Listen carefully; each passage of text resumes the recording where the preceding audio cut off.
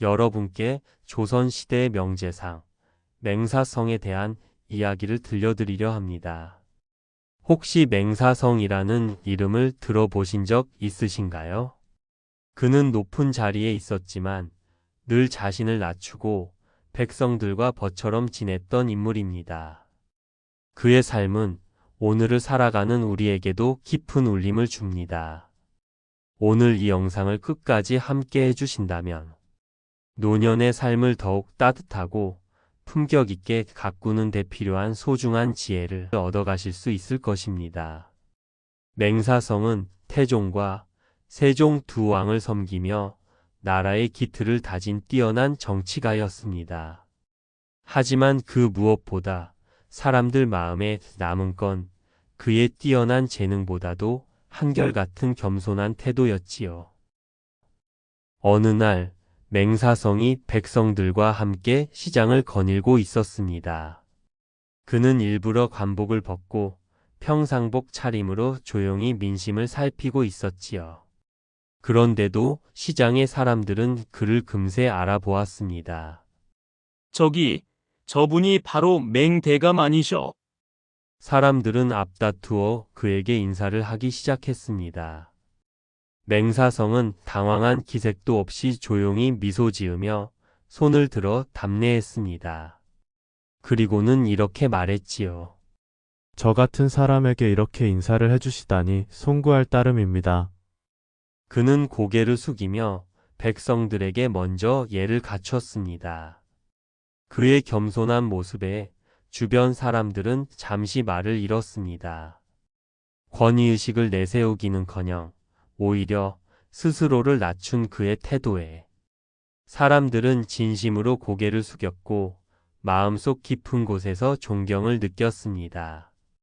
사실 맹사성의 겸손은 단지 말 한마디, 행동 하나에서 비롯된 것이 아니었습니다. 그의 삶 전체가 그러했지요. 맹사성은 백성의 삶을 가까이에서 보고 듣는 것이 정치를 잘하는 길이라고 믿었습니다.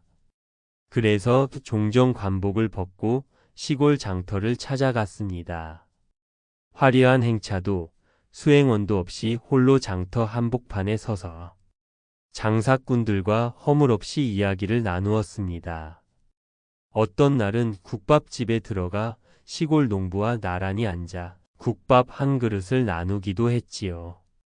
요즘 가뭄이 심해 애를 많이 쓰셨겠소. 그는 그렇게 묻고 경청하고 공감했습니다. 그 모습을 본 백성들은 속으로 이렇게 말했습니다. 맹대감은 높은 자리에 있어도 우리를 잊지 않으시네. 그분은 진정 우리 편이야. 그래서 사람들은 그를 무서운 관리가 아니라 친근한 이웃처럼 여겼습니다. 높은 자리에 올라갈수록 사람들은 자신을 더 드러내려 하기도 하지요. 하지만 맹사성은 그 반대였습니다. 높은 자리에 올라도 그는 자신을 감추고 사람들을 먼저 바라보았습니다. 그것이 진짜 리더의 모습이었고, 그래서 그는 오랜 세월이 지나도 사람들의 마음속에 존경받는 인물로 남아 있습니다. 사람은 말보다 행동에서 그 진심이 드러납니다. 진정한 겸손은 꾸미는 것이 아니라 삶으로 살아내는 것이지요. 맹사성의 삶은 오늘을 살아가는 우리에게도 말해줍니다. 높은 자리에 있다고 많은 것을 가졌다고 해서 그것을 앞세울 필요는 없다는 것을요. 때로는 조용히 묵묵히 스스로를 낮출 때 세상은 그 사람을 더욱 높이게 되는 법입니다.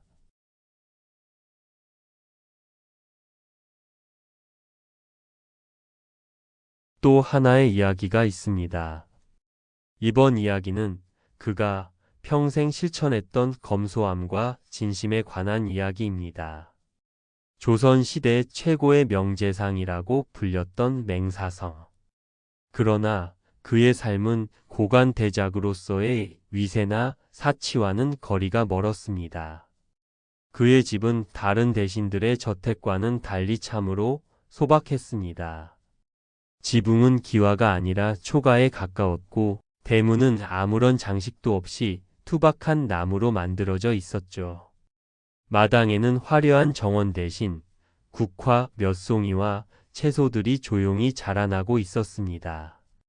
봄이면 갓 심은 상추와 쑥갓이, 가을이면 고추와 파가 자라는 그런 마당이었죠.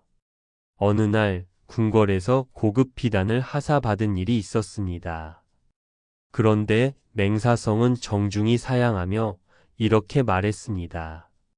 이런 사치는 백성들의 피 같은 재정을 해치는 일입니다. 저는 이 옷을 입을 자격이 없습니다. 그리고는 그 비단을 곱게 접어 다시 궁으로 돌려보냈습니다. 그는 일찍이 깨달았던 겁니다.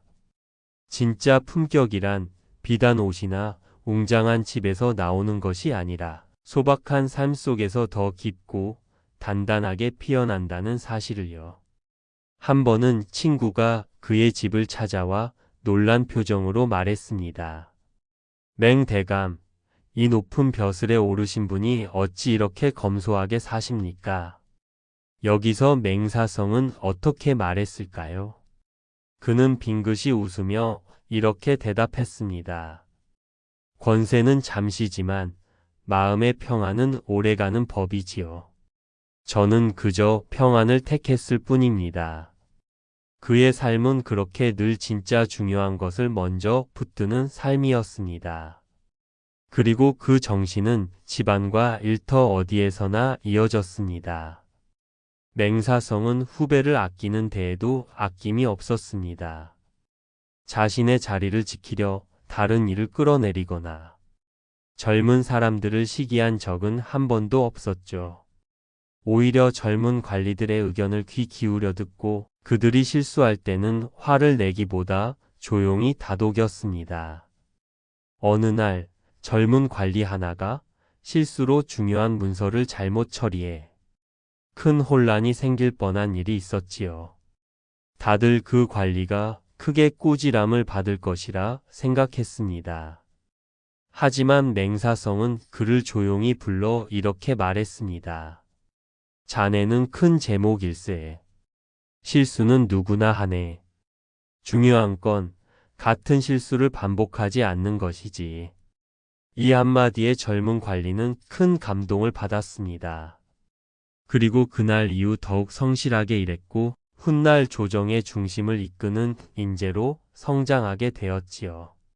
이런 모습이야말로 진정한 리더의 모습 아닐까요? 니체는 말했습니다. 진정한 위대함은 후배가 자신의 어깨 위에 올라설 수 있도록 돕는 것이다. 맹사성은 이 말을 수백 년 앞서 삶으로 실천한 사람이었습니다. 가정에서도 그는 같은 마음으로 자녀를 가르쳤습니다. 큰아들이 높은 벼슬에 올랐을 때 맹사성은 이렇게 조용히 일렀습니다. 권세는 남을 섬기라고 있는 것이지 누리라고 있는 것이 아니다. 그 말에 아들도 깊이 고개를 숙였고 평생 아버지의 그 가르침을 가슴에 품고 살았다고 하지요. 그의 삶은 지금의 우리에게도 조용히 물어옵니다. 당신은 지금 무엇을 남기고 있습니까? 당신은 어떤 마음으로 다음 세대를 바라보고 계십니까? 노년의 삶. 그것은 화려함보다는 따뜻함으로 빛납니다. 지혜로운 말 한마디, 친절한 눈빛, 포근한 미소 하나가 다음 세대에게 길이 되는 순간들이 있지요. 맹사성처럼 우리도 진심 한 조각을 세상에 건네며 조용히 그러나 깊이 빛나는 삶을 살아갈 수 있기를 바랍니다.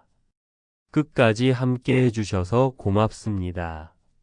구독과 좋아요는 양질의 영상 제작에 큰 힘이 됩니다.